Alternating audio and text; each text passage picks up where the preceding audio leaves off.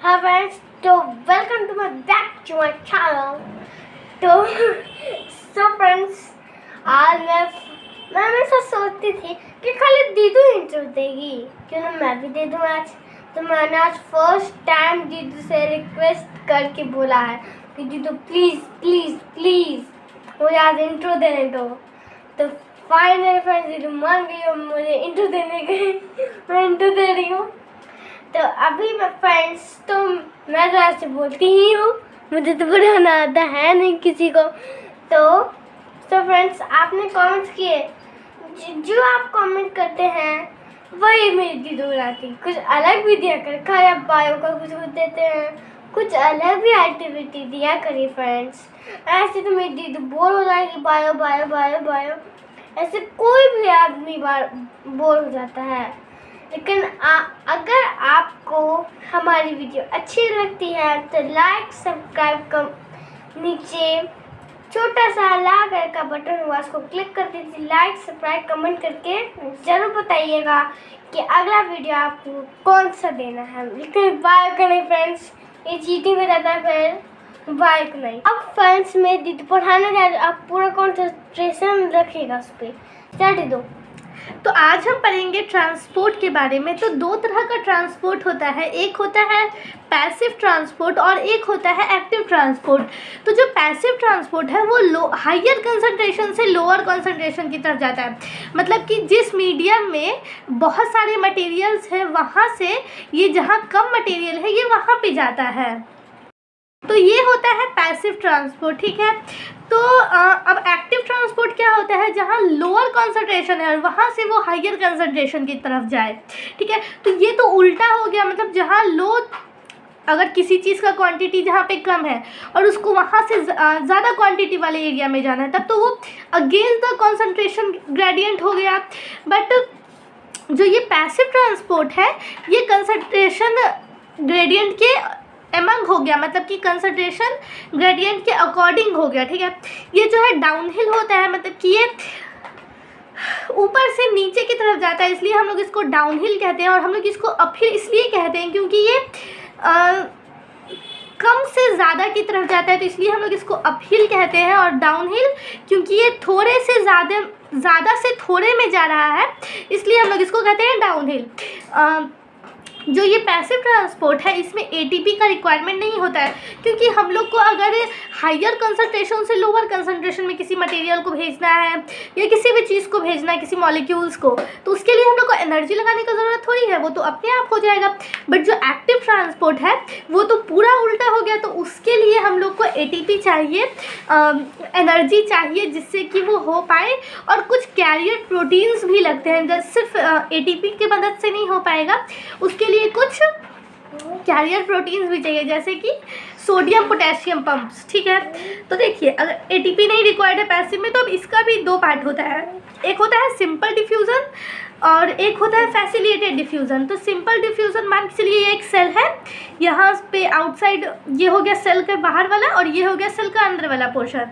यहाँ पे कुछ है non polar molecule, hydrophobic, neutral, तो ये सब मान के चलिए मॉलिक्यूल है और उसको हम लोग को यहाँ पे भेजना है, तो वो सिंपल डिफ्यूज़न के थ्रू चला जाएगा, ठीक है। तो अब होता है कि फैसिलिटेटेड डिफ्यूज़न। फैसिलिटेटेड डिफ्यूज़न क्या होता है, तो जैसे देखिए सिंपल डिफ्यूज़न में ना हम लोग हाइड्रोफोबिक मॉलिक्यूल्स लेते हैं या नॉन पोलर लेते हैं, बट जो फैसिलिटेटेड डिफ्यूज़न है उसमें हम लोग पोलर मॉलिक्यूल लेते हैं और हाइपोफिलिक लेते हैं। जैसे इसमें हम लोग हाइड्रोफोबिक लिए, इसको पानी से डर लगता था, बट इसको तो पानी से प्यार है।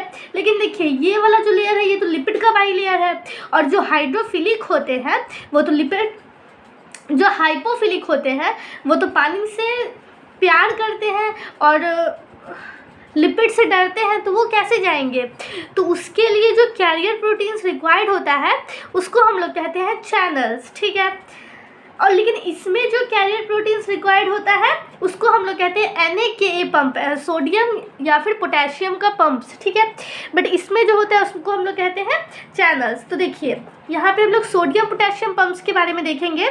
मान चलिए ये एक लिपिड का बाइलेयर है, ये बीच में प्रोटीन है, तो देखिए 3 Na रहता है बाहर यहाँ, उसको यहाँ से पहुँचता रहता है Na+ तक, ठीक है।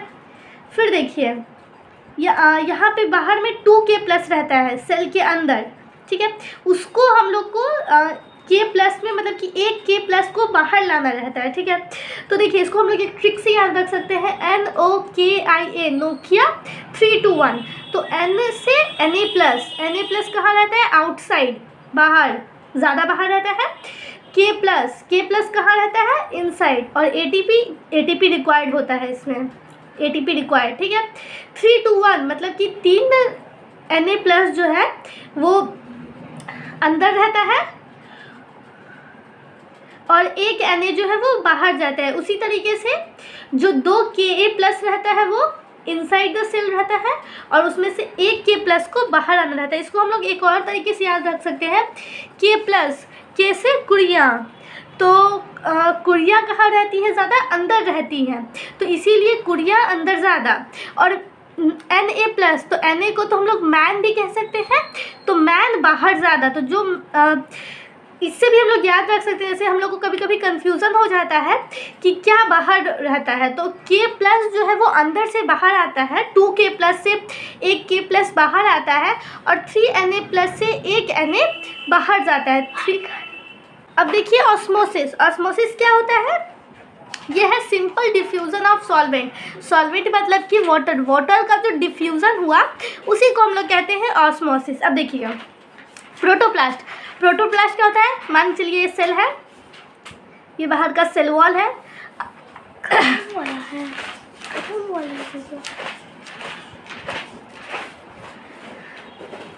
जैसे मान के चलिए एक पूरा सेल का डायग्राम है, इसमें से अगर हम लोग सेल वॉल हटा दिए तो जो ये बाकी बचेगा वो हो जाएगा प्रोटोप्लास्ट, ठीक है।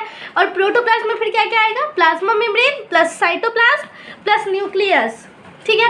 अब देखिए अगर हम लोग प्रोटोप्लास्ट में से प्लाज्मा मेम्ब्रेन हटा दिए तो वो बन जाएगा प्रोटोप्लाज्म, ठीक है। अब देखिए अगर हम लोग प्रोटोप्लाज्म में से न्यूक्लियस हटा दिए तब बन जाएगा, सिर्फ बचेगा क्या? साइटोप्लाज्म। और अगर साइटोप्लाज्म से हम लोग सेल ऑर्गेनेली भी निकाल दिए, मतलब कि सिर्फ और सिर्फ अब साइटोप्लाज्म ही बचा है, तो उसको हम लोग बोलेंगे साइटोसोल, ठीक है।